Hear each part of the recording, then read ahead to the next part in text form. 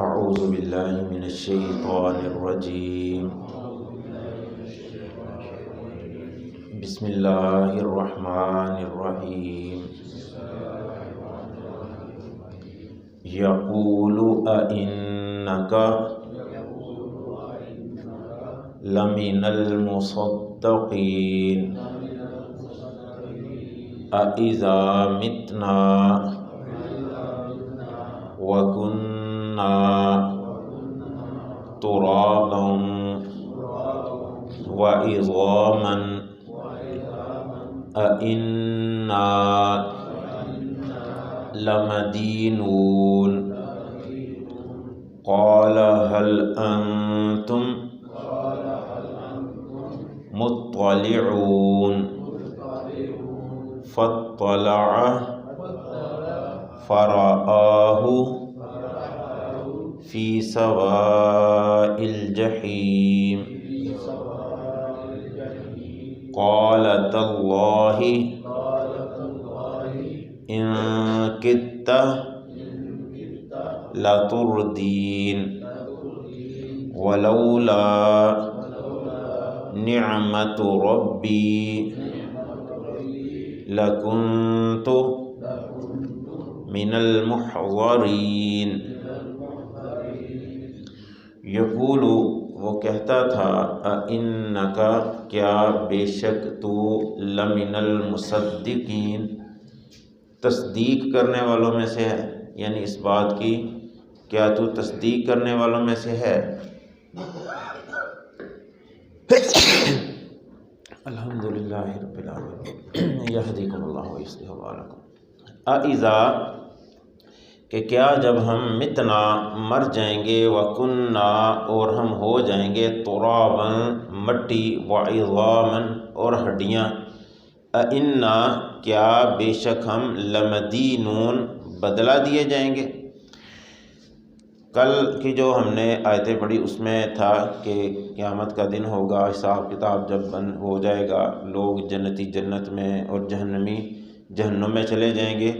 جنتی لوگ جو ہیں یہ آپس میں ایک دوسرے کے آمنے سامنے بیٹھیں گے، ملاقاتیں بھی ہوں گی، وہاں پہ یہ تبادلہ خیال کریں گے، اور ایک ان میں سے کہے گا کہ میرا دنیا میں ایک ساتھی ہوتا تھا، یعنی ایک ساتھی جو دنیا میں ہمارے ہوتے ہیں ان کے بارے میں بات کرے گا۔ اس سے آگے یہ اللہ تعالیٰ نے ان کی باتوں کا تذکرہ کیا کہ یقول اِنَّکَ لَمِنَ الْمُصَدِّقِینَ کہ وہ مجھے کہا کرتا تھا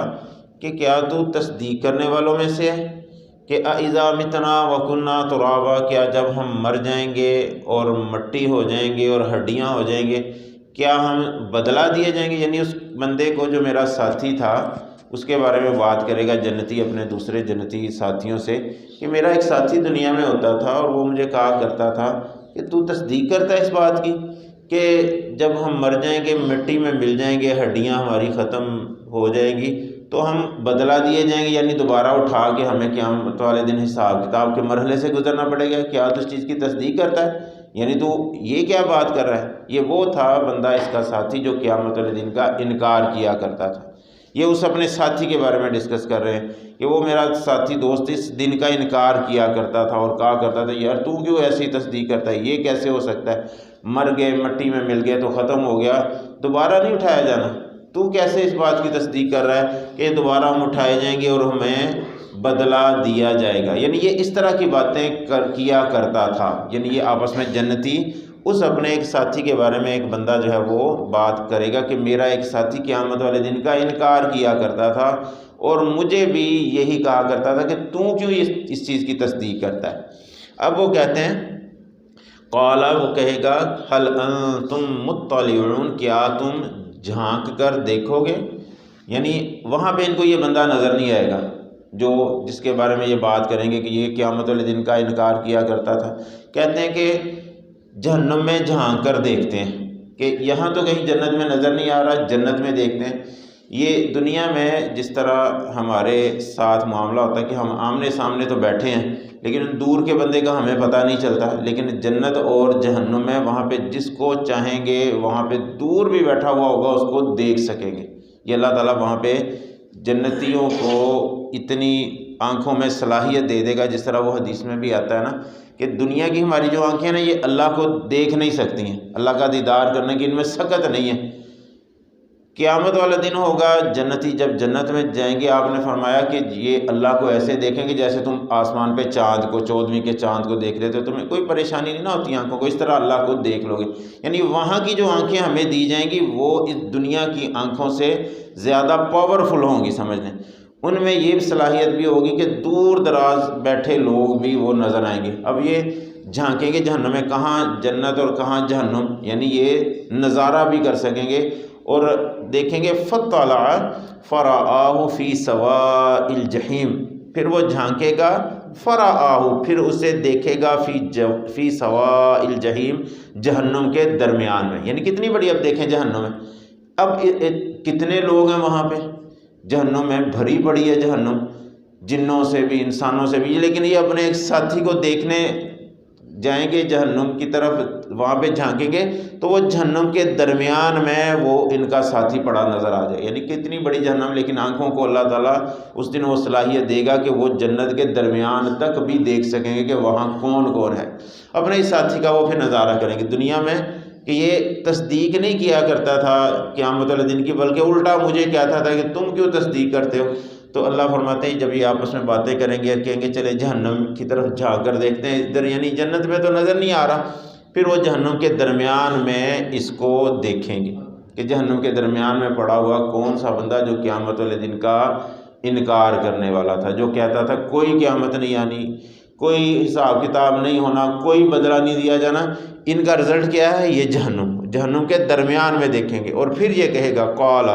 تاللہ، وہ کہے گا اللہ کی قسم، ان کتا لتردین، بلا شبہ قریب تھا کہ تو مجھے ہلاک کر ڈالتا، یعنی یہ اس کو مخاطب کر کے اب کہے گا اس جہنمی اپنے ساتھی کو جس کا دنیا میں دوست تھا کہ قریب تھا کہ تو مجھے بھی ہلاک کر ڈالتا، ولولا نعمت ربی، اور اگر نہ ہوتا فضل میرے رب کا،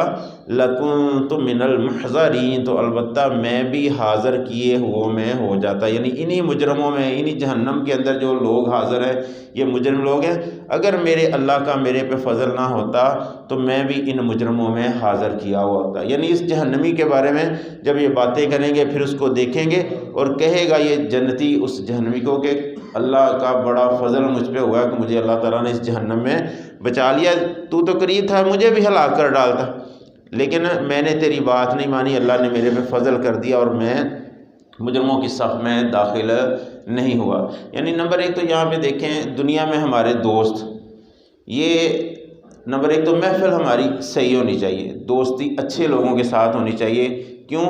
برا جو ساتھی ہوتا ہے ہمیں بری طرف رہنمائی کرتا ہے، برائی کی طرف لگاتا ہے، اور رزلٹ کیا ہوتا ہے؟ جہنم۔ اور یہاں پہ دوسری چیز کہ یہ اس نے کہا کہ میں قریب تھا کہ تو بھی مجھے ہلاک کر ڈالتا، یہ میرے اللہ کا ہی فضل ہے جو میرے اللہ نے مجھے بچا لیا، ورنہ میں بھی تمہارے ساتھ ہوتا۔ اگر دنیا میں ہم ان لوگوں کی ایک نمبر ایک صحبت نہیں نہ اختیار کریں گے، اللہ کی طرف سے ہمارے لیے خیر کا معاملہ ہو جائے گا۔ کیوں؟ شریعت نے ہمیں یہی تاکید کی ہوئی ہے، نیک لوگوں کی، اچھے لوگوں کی صحبت اختیار کرو۔ بلکہ کئی دفعہ آپ کے سامنے حدیث بیان ہوئی ہے، آپ نے مثال دے کے بیان فرمایا کہ اچھی صحبت کی مثال خوشبو والے کی طرح ہے، خوشبو والے کے ساتھ رہو گے تمہیں خوشبو آئے گی، خوشبو لوگے وہ تمہیں دے گا،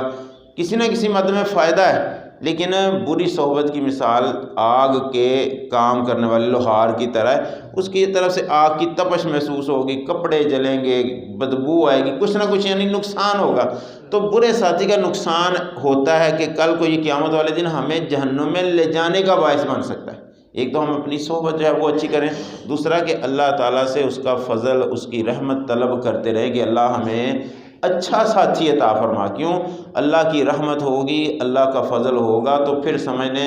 ہم ان جھمیلوں سے، دنیا کے چکروں سے بچ سکتے ہیں۔ ہمیں نہیں بتانا کون سا ساتھی ہمارے لیے اچھا ثابت ہوتا ہے، کون سا برا ثابت ہوتا ہے۔ ایک وہی دوست ہمارا آتا ہے جو ہم دنیا میں اس کے ساتھ بڑا اچھا لنک اس کے ساتھ ہوتا ہے، اور وہ ہمیں برائی کی طرف راغب کر دیتا ہے اور برائی کی طرف لے جاتا ہے۔ اور ہمیں جہنم کا ایندھن بنانے کا سلسلہ ہمارا کر دیتا ہے۔ تو اس لیے نمبر ایک تو اچھے دوستوں کا ہم انتخاب کریں، برے لوگوں کا انتخاب نہ کریں، تاکہ کل کو قیامت والے دن ہم بھی ان کے ساتھ جہنم کا ایندھن نہ بنیں۔ دوسرے اللہ تعالیٰ سے دعا ہمیں کرتے رہنا چاہیے، اللہ ہمیں نیک لوگوں کا ساتھ نصیب فرما، اللہ دنیا میں بھی نیک لوگوں کا ساتھ نصیب فرما، اللہ آخرت میں بھی نیک لوگوں کا ساتھ نصیب فرما۔ یہ اللہ کے نبیوں کی دعاؤں میں یہ دعائیں ہوتی تھیں، اللہ نیک لوگوں کا ساتھ، رب یہ قیامت والے دن اللہ ہمیں نیک لوگوں کے اندر شامل فرمائیے، ان کی دعائیں ہوتی تھیں نبیوں کی۔ اس لیے ہمیں دنیا میں بھی نیک ساتھیوں کا انتخاب کرنا چاہیے، اچھے دوستوں کا انتخاب کرنا چاہیے، اور دعا بھی یہ کرنی چاہیے اللہ دنیا میں بھی اچھے اور نیک ساتھی نصیب فرما، اور قیامت والے دن بھی ہمیں نیک لوگوں کا ساتھ نصیب فرما۔ اللہ ہمیں دنیا اور آخرت میں اچھے اور نیک لوگوں کا ساتھ رکھنے کی ہی توفیق نصیب فرمائے، اور قیامت والے دن ہمیں ان نبیوں، صدیقوں، شہیدوں کا ساتھ نصیب فرمائے، نیک لوگوں کا ساتھ نصیب فرمائے۔ اللہ ہم سب کا خاتمہ ایمان پر فرمائے۔ السلام علیکم ورحمۃ اللہ وبرکاتہ۔